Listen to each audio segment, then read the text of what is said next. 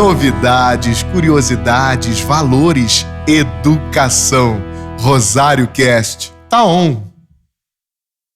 Olá, sejam muito bem-vindos a mais um episódio do nosso Rosário Cast. Nesta semana, celebrando a língua portuguesa no Brasil.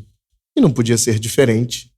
Recebemos hoje o professor doutor Erivelto Reis, que vem aqui falar sobre as suas extraordinárias vivências como professor, lecionando na educação básica, mas também no ensino superior.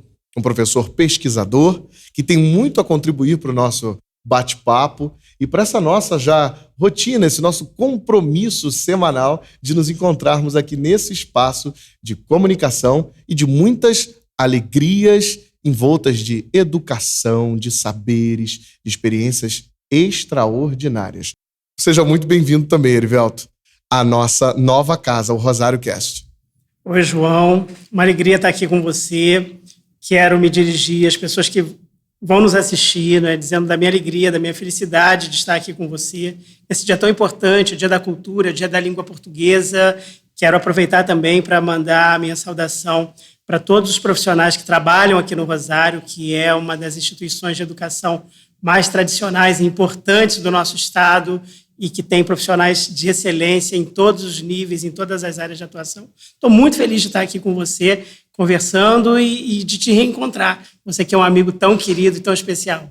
Eu também muito feliz por causa desse reencontro, feliz por tê-lo no nosso novo e amado produto de comunicação do Colégio Rosário, que traz isso, o educador, o aluno.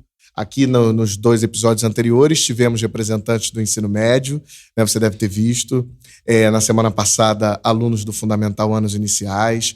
O Rosário é uma usina da boa educação, das vivências humanas com profundidade, e é sobre isso que nós vamos falar hoje, também, entre outros assuntos relacionados à educação.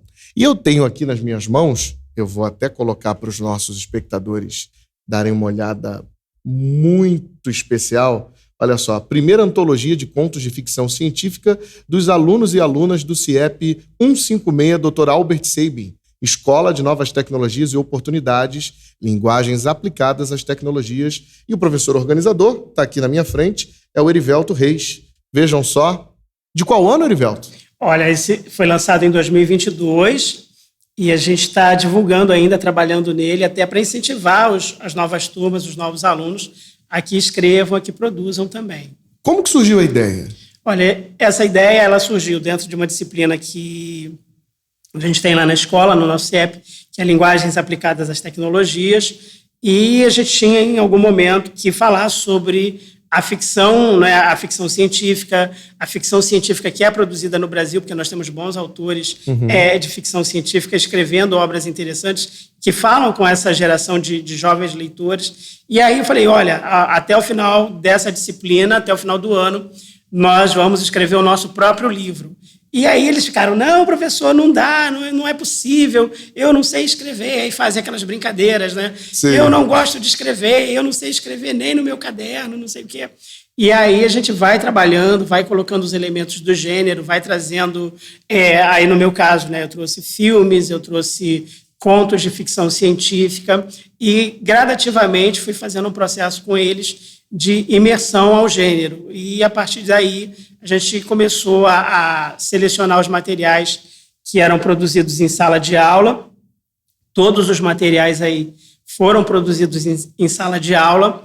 E aí a gente teve um dia D para amarrar as histórias. E as histórias foram finalizadas em sala de aula. E, dali a alguns meses, a gente fez a cerimônia de lançamento, a tarde de autógrafos, eles autografaram os livros, enfim. Teve direito a tudo Sim, isso? A nossa direção apoiou e a gente conseguiu fazer uma quantidade de exemplares físicos, esse é um deles, mas o livro está disponível gratuitamente na internet para ser baixado. Alunos do primeiro ano do ensino médio que escreveram e tiveram sua primeira publicação. E aí eles tiveram a oportunidade de ir à Bienal do Livro como autores. Alguns desses alunos que estão aí foram a sua primeira Bienal do Livro já como autores. Eu estou vendo aqui, a publicação é registrada, tem a numeração aqui no rodapé. Extraordinário. A professora Débora, lá da Secretaria de Educação de São Paulo, que tem um projeto fantástico de tecnologia com robótica, né, nas escolas de São Paulo. Ela concorreu ao Oscar, né? Débora Garofalo concorreu ao chamado Oscar da Educação. Ela nos presenteou, nos brindou com a apresentação do livro. Nós tivemos o Cícero César escrevendo também um texto para falar desse trabalho.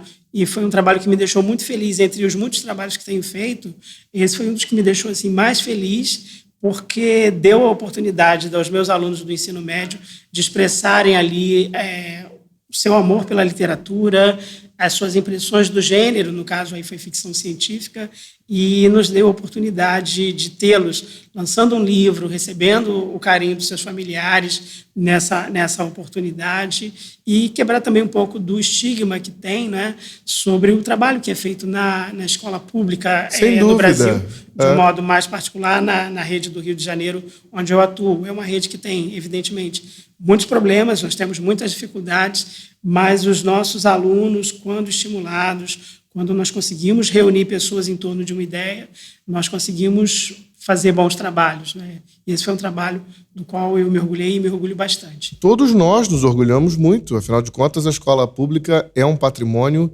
de todos, né? Escola de Novas Tecnologias, ETEC, uma publicação de 2022, que pode ser baixada no seu blog, inclusive. O meu blog de pesquisa tem essas publicações, né? Vai aparecer aqui no rodapé do seu computador, do seu smartphone, o link para baixar esse livro, né? Muito interessante. Produção Textual Experimental.blogspot, tem todos os livros que a gente organizou, que a gente lançou com pesquisa, com materiais de pesquisa, estão lá, né? Tanto dos trabalhos na universidade, os trabalhos que a gente fez juntos na faculdade. Sim, a antologia poética está lá, né? Estão lá, estão disponíveis gratuitamente. Aproveitem e deem uma olhadinha nos poemas, que vocês vão gostar bastante, né? Vão perceber o quão inesquecível é essa experiência do contato com a poesia e, agora, com a tecnologia em sala de aula. Erivelto, aqui existem várias camadas, né? Esses alunos, ao elaborarem esse trabalho, eles não só demonstraram seus talentos como autores, né, e as suas capacidades, as suas potencialidades como pesquisadores, mas também desafiaram o professor, né, no desenvolvimento da tarefa, que é hercúlea, diga-se de passagem, né? Como é que a metodologia se dá numa situação como essa? Como é que você tem que gerenciar uma turma com uma ferramenta extraordinária, né? Acreditando que a inteligência artificial talvez seja um pouco mais do que ela de fato durante um processo de formação como esse? Bom, eu tenho tido algumas experiências como professor em sala de aula na Escola ETEC, que envolvem sobremaneira o uso da tecnologia, né? Na minha experiência, a tecnologia entra no processo pedagógico como uma ferramenta importantíssima, poderosa, que deve ser valorizada, deve ser considerada em todo o processo pedagógico em desenvolvimento no século XXI. A gente não pode pensar a escola nos moldes do que foi, sei lá, há 50, 60 anos, sem dúvida, ignorando ou restringindo. No entanto, essa mediação ela é muito trabalhosa, ela é muito delicada em diversos aspectos. Primeiro porque a tecnologia, principalmente o acesso à internet, a disponibilidade de internet, se mostra uma janela aberta para o mundo. E muitas vezes o aluno vai usar essa janela não como uma ferramenta para a imersão, que é o que a gente espera, mas como uma experiência de fuga, né? Por várias razões. Isso. E fazer essa mediação talvez tenha sido o mais desafiador, né? Até pela oferta e pela maneira como os conceitos de tecnologia chegam para eles. Então, na primeira aula, quando eu estou lidando com eles e eu pergunto a eles, né, se eles sabiam que uma imagem da internet ela tem direitos autorais, ela é protegida por direitos autorais, e eles fazem aquela cara mais intrigada do mundo. Como assim? Não é só entrar lá e baixar e pegar? Não é tudo de todo mundo, a internet não é um território livre. Então, até mesmo essa pedagogia, né, fala-se em letramento digital, isso, ela é necessária para ele entender qual é o espaço no qual ele está inserido, e com os meus alunos nesse processo foi assim. E, a partir daí, a experiência leitora, a experiência com o gênero, conhecer também o que eles têm como referência. Então, muitos alunos, né, no processo de confecção desse livro, trouxeram referências dos seus heróis de ficção científica, né, misturando até os universos da Marvel, da DC, né, com os elementos de ficção científica que a gente foi apresentando para eles. Mas, por exemplo, num dos contos específicos, a gente escreveu esse livro numa fase imediatamente ali de término daquela pandemia da Covid. Muitos alunos usaram, por exemplo, um conto de ficção científica em que o personagem voltava no tempo para salvar a vida da mãe que havia morrido de Covid. Uma outra dupla de alunos imaginou uma guerra entre mundos, né, que é um tema bastante recorrente na ficção científica, em que a paz era selada, né, por uma convenção de se manterem todos ali vivos para não se destruírem, e o princípio era preservar a natureza. Perfeito. Né? E o que talvez tenha me comovido mais foi o caso de uma aluna que criou uma história em que uma civilização muito superior em inteligência à civilização, à raça humana, criava um chip para acabar com o racismo. Só que no Brasil, esse chip não funcionava e eles tinham que vir ao Brasil, conhecer os brasileiros, conviver com eles um tempo, e aí criaram um novo chip e então conseguiram acabar com o racismo. Então eles falavam muitas vezes de coisas que para eles eram uma referência ou que os incomodava, né? Usaram a ficção, a literatura para tratar desses temas. Que maravilha, quer dizer, o humano precisa entrar, porque se não entra, as coisas não funcionam e nós viramos meros robôs na mão de outros robôs, né? A gente vai num movimento mecânico sem nem sequer saber o que está fazendo, mais ou menos, ali, né? E o que eu estou querendo dizer com isso? É justamente o fato de que, atualmente, se pensa que a tecnologia deixada nas mãos dos alunos, né, de forma não orientada, já é o suficiente para que eles, por si só, sejam capazes de caminhar, né, com os seus saberes prévios. E não é bem assim, né? A gente precisa de um cuidado, de um manejo, de uma reforma, porque letrar, né, quando você diz em letramento tecnológico, na verdade a gente está se reformando, né? A gente não está se formando, a gente está se reformando para saber dialogar por meio dessa nova linguagem. Olha, João, eu tenho dito para os meus alunos coisas que eu espero que sejam para eles de alguma maneira marcantes. Então, mais recentemente eu tive uma conversa com eles. São alunos do primeiro ano, do segundo ano do ensino médio. Trabalho também com os formandos do terceiro ano. Esse trabalho aqui todo foi feito no ensino médio? Primeiro ano. Uhum. E eu digo para eles o seguinte, né, uma das coisas que eu tenho dito, né, que eu sei que eles sejam com o celular na mão, usando a internet, isso já é um fato. Mas eu gostaria de conhecê-los sem o uso do celular ou sem o uso da internet, porque aí os poemas que eles souberem, os filmes que eles tiverem assistido, os livros que eles tiverem lido, o amadurecimento que eles tiverem experimentado, de alguma maneira vai representar partes da essência deles. E em algumas pessoas e em alguns alunos, esse convite à reflexão tem funcionado bastante. Então, claro que tem o momento do uso da tecnologia, né? A minha escola não é uma realidade em toda a rede, como eu já disse, mas a minha escola tem tido bastante recursos de tecnologia, mas a tecnologia não substitui o trabalho do professor. Não, definitivamente. E seria, de muitas maneiras, injusto e prejudicial supor ou comparar o trabalho que o professor pode realizar em sala de aula com os fundamentos da pedagogia, com a formação específica na sua área, com a sensibilidade, comparar isso a simplesmente a substituição ou a colocação de uma máquina ou de um programa ou de um aplicativo ou um chip, ou o nome que venha a ser dado a esse tipo de tecnologia, isso não substitui, né? Porque educar é um trabalho de amor. Falando em trabalhar com amor, por meio dele também, nós temos algumas perguntas aqui muito bem direcionadas a você. E, claro, como nesta semana estamos celebrando a cultura e a língua portuguesa, o nosso coordenador de ensino médio, que também é professor de língua portuguesa, aliás, hoje aqui uma confraria, né? Impressionante. Este que vos fala, o nosso convidado, o professor Anderson Maggioli. Ele encaminhou a seguinte pergunta. O tema do Enem deste ano contemplou a valorização da herança africana no Brasil. Sabemos que a literatura portuguesa e a literatura em língua portuguesa são muito ricas de autores negros. Grada Quilomba, Carolina de Jesus, Machado de Assis, Cruz e Souza, Luiz Gama, Maria Firmina dos Reis, apenas para citar alguns. Como o senhor Erivelto analisa a participação dos negros na literatura portuguesa? Mandar um abraço para o nosso coordenador de ensino médio, professor Anderson Maggioli. Muito obrigado pela pergunta. Um abraço, professor. Que pergunta bacana. Erivelto, que é especialista em literatura africana também, não é? Especialista em literaturas africanas escritas em língua portuguesa. Maravilha. Mestre em literatura portuguesa e doutor em literatura portuguesa pela UFRJ, não é isso? Verdade. Perfeito.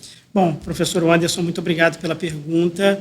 É interessante que o tema, né, que foi o tema da redação do Enem, nos encontra nesse momento em que a gente está conversando sobre cultura, sobre a língua portuguesa. Então, o primeiro ponto é as contribuições, né, de tudo que a africanidade, a afro-brasilidade podem representar para a sociedade brasileira não podem jamais ser desprezadas. Nós temos leis, né, que apontam, né, e versam sobre a obrigatoriedade do ensino da história e da cultura africana, né, e muitas vezes as pessoas ou ignoram ou tratam, né, do conhecimento desses textos, desses autores, dessas histórias, como uma forma de cumprir um espaço, obedecer mecanicamente à lei e muitas vezes com um certo exotismo e sem parar para pensar em como a identidade cultural brasileira é construída a partir desses valores. No caso dos autores negros, né, que escrevem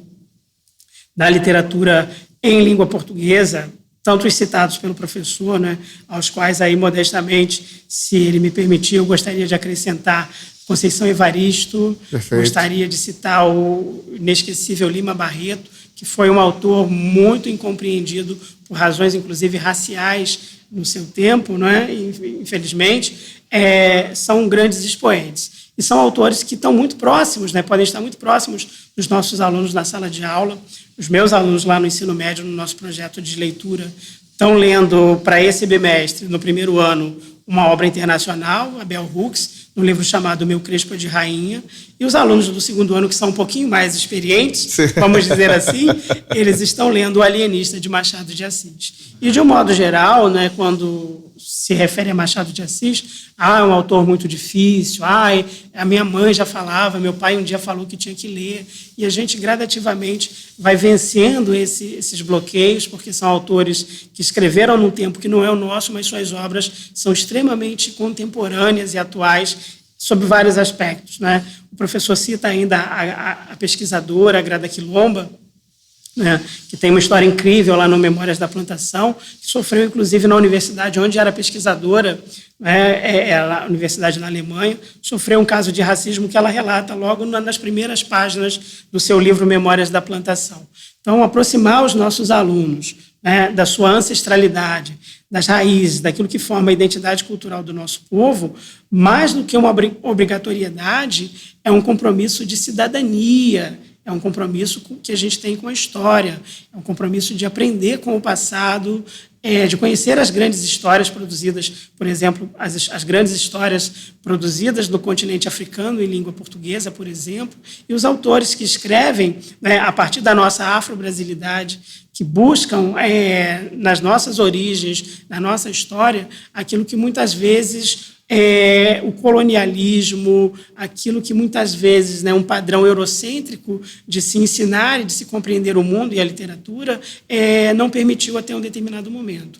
Hoje é um tempo de pessoas livres e é um compromisso para o século XXI que a sociedade brasileira se aproxime desses autores, conheçam os autores que escrevem em língua portuguesa, oriundos de África, e que conheçam também autores negros e autoras negras brasileiras que têm uma literatura linda, rica e muito potente para a reflexão, para a sensibilização e para o reconhecimento da identidade e da cultura do nosso povo. Você falou sobre o Machado ser conhecido como um autor hermético, né? um livro difícil, só para acadêmicos, mas atualmente ele é best-seller numa tradução norte-americana, né?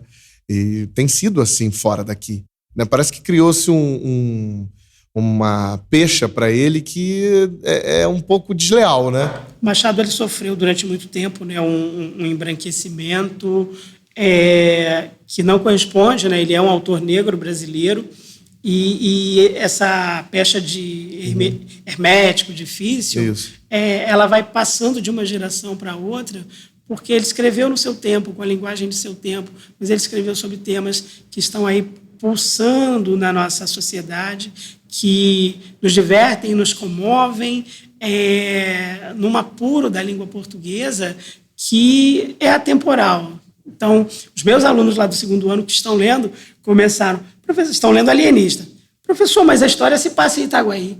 Professor, mas desse jeito todo mundo vai ser considerado louco. Ou seja, eles estão percebendo a crítica que o Machado tece através dos seus personagens. E quando o aluno do ensino médio, ou qualquer outro leitor, pela sua própria experiência leitura, consegue formular uma ideia de sensibilidade, de crítica,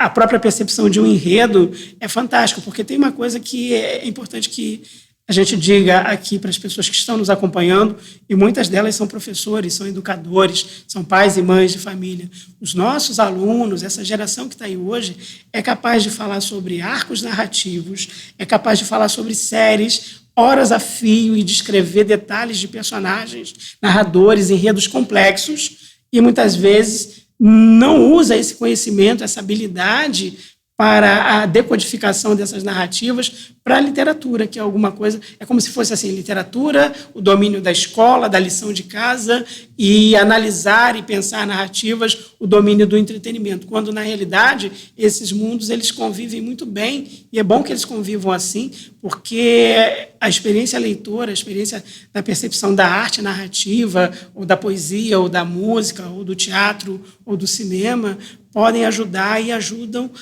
na construção intelectual, emocional e da sensibilidade de qualquer pessoa. Maravilha. Vocês estão ouvindo, nossos amados alunos? Olha aí, essas pechas, esses rótulos que eles colocam nos autores e nas atividades que nós, professores, desenvolvemos com vocês, na verdade, existem só para que a gente apure ainda mais o nosso olhar crítico a respeito, né? Então, não caiam nessa, não. Vamos viver, vamos nos entregar à experiência leitora, porque isso, sim, é que configura, que consiste no extraordinário do processo. E falando no extraordinário processo de viver a literatura, ela tem atravessado as nossas vidas, sobretudo a vida do nosso convidado, há bastante tempo, né, Erivelto? Em que momento o esbarrão nessa esquina da vida foi definitivo em relação à literatura? Quando é que vocês se encontram e esse encontro nunca mais deixou de acontecer? Porque ele está em desenvolvimento até hoje, né? Bom, eu estou com 48 anos, né? Acabei dos 49 anos e a literatura entrou na minha vida desde o momento em que eu fui alfabetizado. Primeiro porque eu sempre amei os meus professores. Eu achava lindo, né, a postura e a conduta dos meus professores e professoras, e a partir do momento que eu fui alfabetizado e que eu via nos professores que eu tive a paixão pelo saber, pelo conhecimento, mesmo naquelas áreas com as quais eu não tive muita afinidade, como, por exemplo, matemática, física, química, enfim. Mas lá no iniciozinho, né, estudos sociais, sim, né, estudos sociais. Tinha essas matérias ainda lá nos anos 80, período de redemocratização no Brasil, a gente tinha organização social e política brasileira, educação moral e cívica. Estudos sociais eu peguei no início dos anos 90 ainda, depois acabou. Mas mesmo naquela época, né, eu via nos meus professores, né, um brilho ao ensinar, né, e principalmente nas minhas professoras de língua portuguesa, né, e depois conhecendo os textos, conhecendo a literatura, eu fui me encantando. Então, primeiro, eu quis ser professor, né, e esse desejo de me tornar um professor, que foi algo que veio na minha vida ao longo do tempo, né, eu tive a felicidade de ter uma esposa, né, a Glória Regina, que me incentivou sempre. Tive a felicidade de ter, né, um amigo chamado Primitivo Paz, né, que era um homem fantástico, que me incentivou nos caminhos da poesia, da literatura. Né, no Primitivo, que é um poeta da região aqui de Campo Grande, brilhante, e tem um papel importantíssimo no fomento da poesia, da literatura, em toda a região. E o Erivelto e o Primitivo tinham uma relação muito próxima, né, de fomos amizade. amigos desde Sim. 1997 até 2013, que foi o ano que ele faleceu. Sim. E ele foi um segundo pai para mim, né? Aliás, o meu pai, né, José de Arimateia, era um... Que trabalhou aqui durante muitos anos. Né? Os alunos o conhecem carinhosamente como Baixinho. O tio né? Baixinho. Tio Baixinho, né? O tio Baixinho, José de Arimateia, queridíssimo, né? E é pai do Erivelto. Aliás, João, a gente está falando, né, dos 80 anos do Colégio Rosário. Desses 80 anos, pelo menos 40 anos eu vivi bem de perto. Porque meu pai trabalhou aqui, eu vim muitas vezes aqui, né? O Rosário sempre foi uma referência para toda a Zona Oeste, especialmente Campo Grande, onde eu estudei, né, onde tive muitos amigos. Então, era sempre um referencial aquilo que se fazia e que se faz até hoje no Colégio Rosário em termos de educação, a preocupação com o entorno, né, com o bairro, a preocupação com as pessoas, e isso eu posso falar de cadeira, porque meu pai, que era um grande contador de histórias, um trabalhador, né, um jardineiro, um homem que adorava a natureza, que adorava as plantas. Ele tinha muitas coisas que ele levava para a nossa família do ponto de vista cultural, de aprendizado da sociedade. Ele aprendeu aqui convivendo com outros funcionários, com as irmãs que administram, né, com os professores e professoras, com os alunos e suas famílias. Era aqui o espaço onde ele se realizava. Mas eu dizia a você, esse desejo pela literatura, essa aproximação, vem da experiência com essas pessoas. Um saber que é puro, que é genuíno, que não categoriza, que não rotula, que não discrimina. Porque o espaço da arte é esse espaço de inclusão, de valorização da essência do outro, de descobertas, de transformação. E eu quis sempre fazer parte desse universo e tento, na medida daquilo que sei, daquilo que entendo, daquilo que posso, levar esse espaço até os meus alunos e alunas. Seus alunos e alunas, aliás, devem ter muita curiosidade sobre a sua biblioteca, né? Todos. E você tem, por um acaso, quem sabe, algum autor predileto? Ou pelo menos uma lista deles? Poderia dizer uns 5, assim, pra gente? Olha, tem autores de que gosto muito, né? Então, o Primitivo Paz, né? Entre aqueles autores populares, famosos, conhecidos, Manuel Bandeira, o poeta pernambucano, Carlos Drummond de Andrade, Manuel de Barros. Gosto muito do Mia Couto, que é um escritor moçambicano, né, de literatura africana em língua portuguesa. E, enfim, são os autores que leio sempre. Adélia Prado... Florbela Espanca. Os portugueses, eu já coloco no patamar daqueles com os quais eu trabalho, né? Sim, especialmente claro. Ela já anda com você, né? Especialmente a Inês Pedrosa, claro. Camões, o Fernando Pessoa. Enfim, são referências. Os novos autores da literatura portuguesa têm me impressionado bastante positivamente. Enfim, eu leio muito, leio o tempo todo. Nem sempre leio apenas por prazer. Eu acho que isso deve acontecer com outros professores, né? A gente está ouvindo uma música e está pensando, poxa, podia trabalhar essa música com a minha turma. Está vendo um filme, uma série? Poxa, e se a gente discutisse esse assunto na sala? Tá lendo um livro... A gente está sempre planejando aula, sempre né? Pensando em aula, impressionante, sempre pensando em como a experiência que para a gente é positiva pode tocar, pode influenciar, pode valorizar a experiência docente no contato direto com o nosso aluno.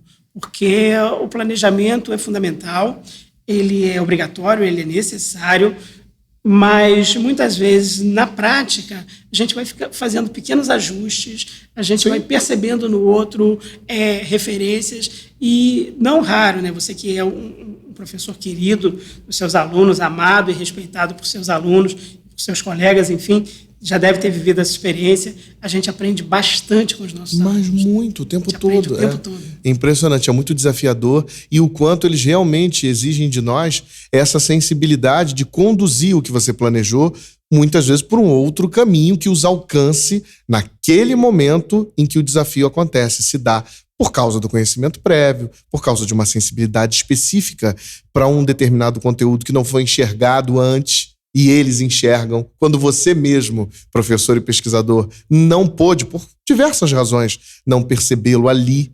E eles trazem e colocam e precisam fazê-lo, né? É assim que tem que ser. E sempre tem desdobramentos, né? Recentemente, numa das aulas, com o pessoal do 2º ano, eu coloquei ali uma playlist com 10 sucessos da música popular brasileira ao longo do tempo. Começando com Garota de Ipanema, Canção da América do Milton, Super Fantástico da Turma do Balão Mágico, e terminava, em algum momento, o Rap do Silva.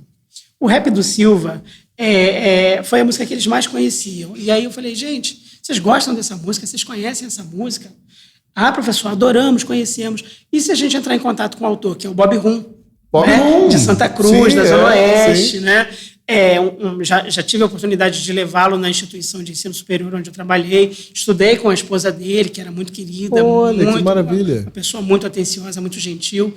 E aí mandei uma mensagem no direct para ele. Ele não só respondeu, como ele gravou um vídeo para os alunos. E aí, eu, evidentemente, na outra semana, levei a resposta do Bob Rum para a sala de aula, exibindo no telão. Eles vibraram como se fosse uma final de Copa do Mundo, eles se sentiram valorizados, importantes, né? Tive a oportunidade de levar o ator Alexandre Damasceno para minha escola. Que maravilha. Tive a oportunidade de fazer uma semana geek, levar pesquisadores de HQs, de animes, né? A história das histórias em quadrinho com o professor Jaime, professor Flávio Pimentel de filosofia, professor Cícero, que é escritor, compositor, teve na minha escola. Então, sempre que posso, levo os alunos, levo pessoas até a escola, promovo esse tipo de evento. Já fizemos um tapete vermelho no Cinema Itaguaí, num projeto chamado Hoje é Dia de Cinema, para uma sessão exclusiva do filme Estreia, do Guardiões das Galáxias, e eles foram recebidos por toda a equipe do pessoal do cinema lá em Itaguaí. Fantástico, e se sentiram super valorizados, né? A empresa Real Rio mandou um ônibus, estacionou no pátio da nossa escola para buscá-los. Então, assim, que beleza. Não estou fazendo propaganda das empresas, não, mas sem dúvida, mas está agradecendo evidentemente, no sentido de que os meus colegas lá da escola apoiaram, a direção apoiou, o pessoal do cinema demonstrou uma sensibilidade incrível. Imagino, o pessoal da empresa mandou fiscais para acompanharem os alunos. Então, assim, a educação... E vou citar aqui brevemente, se você me permitir, um provérbio africano que diz: é necessário toda uma aldeia para se educar uma criança. Então, quando todos os setores da sociedade se empenham, não é? Família, empresas, escola, os educadores, pesquisadores, né? As pessoas que estão agora nos bancos da universidade, né? Aqueles professores que estão lá e que já são consagrados dentro das suas áreas. Quando a gente se aproxima e todo mundo abraça a ideia da escola, na base, na sua formação, a gente, de alguma maneira, transforma essa sociedade. E trazendo essa ideia de aldeia, né, em favor da formação integral da criança e do jovem, aqui no colégio temos o nosso Festival Estudantil de Poemas, que vai fazer 60 anos ano que vem, acompanhando os 80 anos do colégio. O FEP faz 60. E você já teve, né, a oportunidade de desfrutar desse evento aqui com a gente como jurado, né? Nos deu essa graça de ser nosso jurado, de aceitar o convite. Este ano, nós celebramos as Marias do Brasil, né? E eu sei que há, na sua trajetória acadêmica, uma atenção ginocrítica muito diferenciada. Brevemente, você poderia nos dizer a importância de trabalhar as Marias do Brasil no nosso FEP de 59 anos? Ah, que coisa boa esse tema, João. Bom, primeiro que eu vim 2 oportunidades como jurado, mas... Mais que uma, então? Vim 2 vezes como jurado, mas uma coisa que talvez você não saiba. Muitas vezes eu vim assistir aos festivais de poesia, os eventos culturais da escola, como membro da comunidade, porque o Rosário sempre teve um histórico de promover atividades culturais e atividades riquíssimas, com a participação de atores, cantores, músicos, enfim, né, artistas plásticos. Sempre teve exposições, sempre teve festivais de música, de teatro, de poesia, e muitas vezes eu vim como membro da comunidade. Né? Meu pai dizia, olha, essa semana lá na escola vai ter um festival lindo, e eu vim assistir. Sim, eventos. Né? Os eventos do Rosário são muito marcantes na comunidade campograndense, de fato. É uma escola que se confunde com a história do próprio bairro, da cidade. É extraordinário mesmo. Não dá para pensar a transformação, né, e a evolução, porque passa, né, porque Campo Grande é um celeiro de cultura, de arte, com expoentes do mais alto gabarito em todas as áreas das artes e do conhecimento. Mas não dá para se pensar em toda essa pluralidade, toda essa qualidade cultural sem pensar no Rosário, porque aqui foi sempre um grande catalisador, um grande celeiro, grandes músicos, grandes professores e grandes artistas da comunidade da Zona Oeste, de Campo Grande, muito especialmente, trabalharam por aqui, passaram por aqui, ou saíram reconhecidos daqui e se tornaram, nesse espaço. Então, eu vim muitas vezes. E você citou a questão da genocrítica, não é? A genocrítica é um movimento dos estudos de teoria literária em que a gente reposiciona personagens femininas na literatura. Um exemplo clássico, não é? A gente falou dele ainda há pouco, Machado de Assis, e o seu célebre romance Dom Casmurro, que tem lá o Bento Santiago, que é o Bentinho, o Dom Casmurro, que é o narrador, personagem da história, e que vai, ao longo de todo o romance, fazendo diversas considerações de memória sobre a índole e a trajetória da sua amada Capitu. Tanto que tem, né, aquela célebre frase, Capitu traiu ou não traiu o Bentinho. Até que, lá no final dos anos 60, início dos anos 70, a partir de percepções e de estudos que viriam a dar no conceito de genocrítica, alguém para e pensa o seguinte: mas a gente ouviu a Capitu contou a sua própria história. Se a personagem Capitu estivesse contando essa mesma história, seria o mesmo desfecho, teria os mesmos elementos? Então, a genocrítica é esse momento em que a gente pega, sei lá, Iracema de Alencar, José de Alencar, pega a senhora do próprio Alencar e reposiciona, embora Iracema e senhora tenham um protagonismo feminino, tem o peso do eurocentrismo, né, do patriarcalismo, do patriarcado, a figura do homem, embora seja coadjuvante, ocupa um grande espaço da narrativa, e como dizem para a gente os teóricos ensinam, né, mesmo nesses romances em que a mulher é destaque, a personagem feminina é destaque, ela entra de alguma maneira numa posição sacrificial, ela é aquela que vai sofrer, que vai amargar. Então, quando a gente pensa na genocrítica, a gente pensa em reposicionar a importância da mulher e das personagens femininas nessas histórias, nessas narrativas. Então, um festival de poesia que vai falar das Marias, que vai trazer a importância do feminino, desde a sua sacralidade, né, desde o reconhecimento e a valorização de autoras e de personagens femininas, é um festival que já nasce como proposta predestinado ao sucesso, ao êxito e, principalmente, a trazer para os alunos e alunas que vão participar uma nova concepção. Quer dizer, você está falando de teoria da literatura, mas você está falando também de uma concepção de mundo que abrace, que proteja, que valorize, né, a figura do feminino em todos os âmbitos da atividade humana. E, Erivelto, aqui a gente valoriza o aluno, a instituição e o professor. E, claro, posicionando a poesia no seu lugar de sempre, que é o topo, o melhor lugar para que todos vejam, contemplem, apreciem e se sintam tocados por ela. Por favor, só vai ganhar a lembrancinha se declamar aqui pra gente, né, algum poema, pra gente fechar o programa de hoje, algum poema de memória, assim, de pronto, que você tenha pra gente. Eu quero aproveitar, então, para agradecer a você, João. Imagina. Dizer da minha felicidade de ter tido você ao longo da minha trajetória profissional, inicialmente, e depois, para minha felicidade como meu amigo, você que é um exemplo de profissional, você que, embora seja um jovem professor, é um professor comprometido com os valores mais importantes da educação, não que os jovens professores não sejam, mas você consegue, através da sua personalidade, através da sua formação, evocar, né, a tradição e a modernidade, não é? E isso com elegância, com simpatia e com competência. Quero me dirigir também a toda a equipe que trabalha com você, agradecendo pela oportunidade,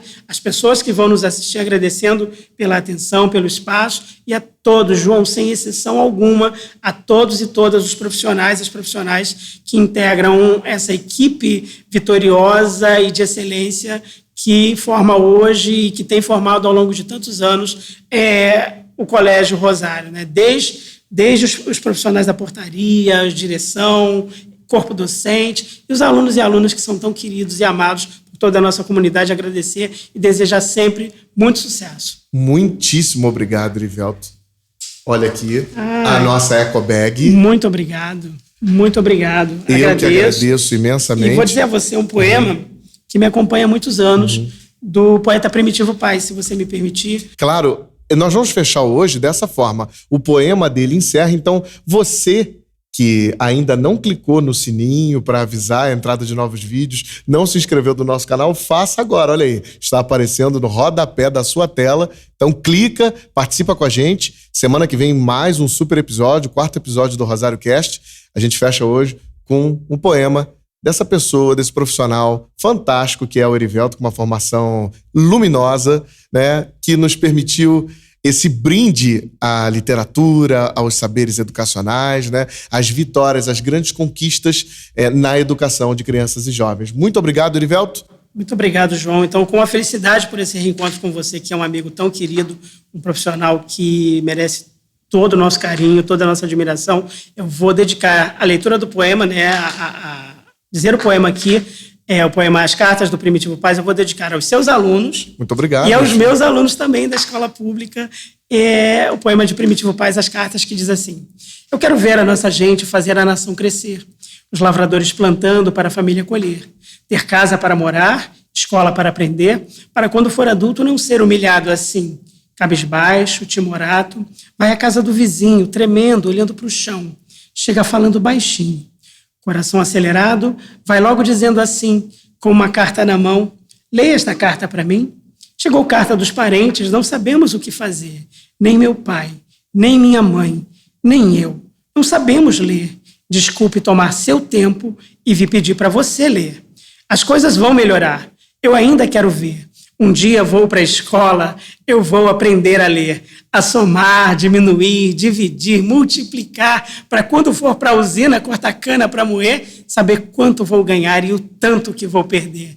Mas quando as cartas chegarem, eu mesmo saberei ler. Segredos de meus parentes, vizinho nenhum vai saber. Daí, ninguém me segura, Brasil. Estou com você. Muito obrigado, João. Muito obrigado. Muito obrigado, Erivelto. Muito obrigado, querido. Muito obrigado. Muito obrigado a você pela oportunidade. Muito obrigado. Nós que agradecemos.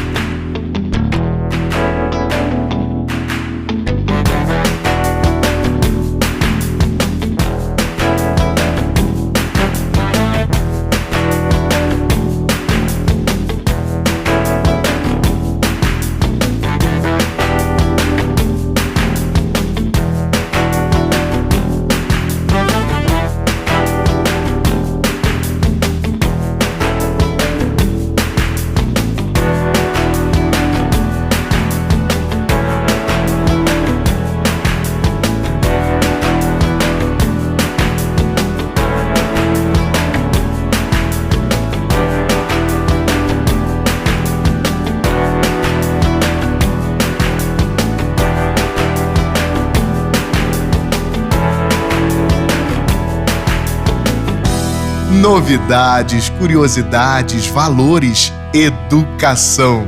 Rosário Cast tá on!